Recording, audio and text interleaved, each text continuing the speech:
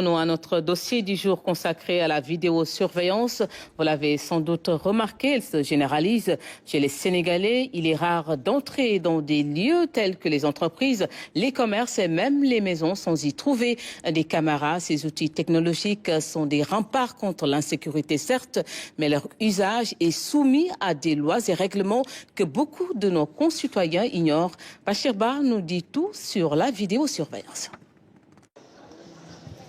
Ce bâtiment, un multiservice comme il en existe un peu partout, difficile de s'y introduire sans se faire remarquer.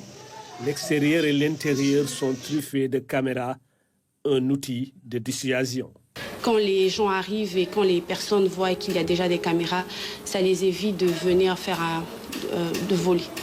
Ces gadgets font désormais partie du décor. Ils sont partout, dans les boutiques, dans les magasins, entreprises, services, fermes et foyers. Nous sommes à Petersen, c'est l'affluence des grands jours.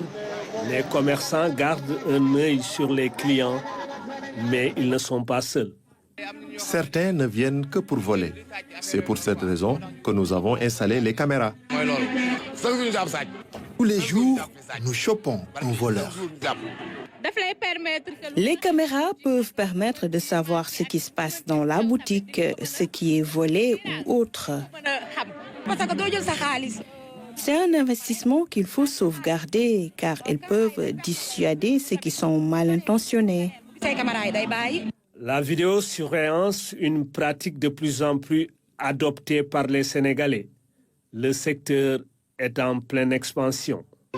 Les gens ont tendance à sécuriser leurs biens, leur business, leur site, leur maison et tout. Donc on a vu ces derniers temps un engouement de la population vers ces systèmes de sécurité. Il y a des caméras filaires disposant de disques qui enregistrent les données transmises sur ton téléphone portable, même si tu es à l'étranger. Les caméras sans fil sont équipées de cartes mémoire et les images sont aussi accessibles sur le téléphone.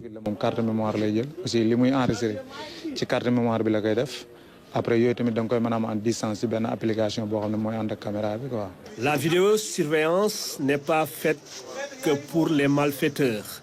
C'est aussi un outil d'aide à l'inventaire. Grâce à ces caméras, nous vérifions parfois la vente de certains produits. Quoi qu'il en soit, la vidéosurveillance a permis d'élucider plusieurs délits et crimes. Policiers et gendarmes en font usage dans leurs enquêtes.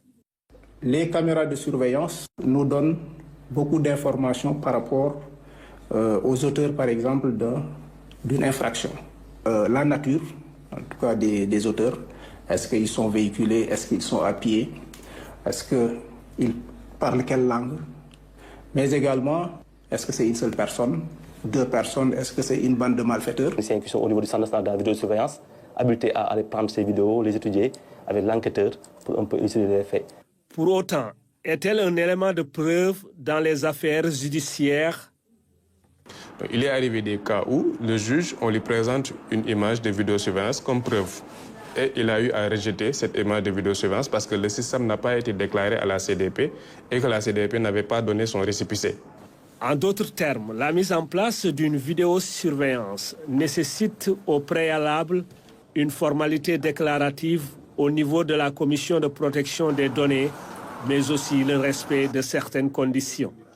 Le fait de prévoir une affiche pour dire au public ou bien aux visiteurs, s'il s'agit d'un établissement par exemple, que cet établissement-là fait l'objet d'une surveillance particulièrement. La CDP précise aussi qu'il n'est pas autorisé de mettre la caméra à certains endroits. La finalité d'une caméra de vidéosurveillance n'est pas de filmer la personne sur sa position de travail, mais c'est pour assurer la sécurité des personnes, des biens. Il y a une exception qui est la caisse, parce que c'est un poste à risque, je dirais. On manipule de l'argent, il y a des entrées-sorties, voilà, etc. Donc là, on peut mettre la caméra au niveau de la caisse. Ça, c'est une exception au poste de travail, parce qu'en même temps, ça protège le caissier ou bien la caissière, mais également, ça permet de pouvoir avoir une vue sur le flux d'argent en quelque sorte. Respecter l'intimité des personnes à l'intérieur, mais aussi se soucier des droits du voisin. La caméra doit se limiter juste à la devanture de la maison, ne doit pas filmer le voisin, ne doit pas filmer également la voie publique.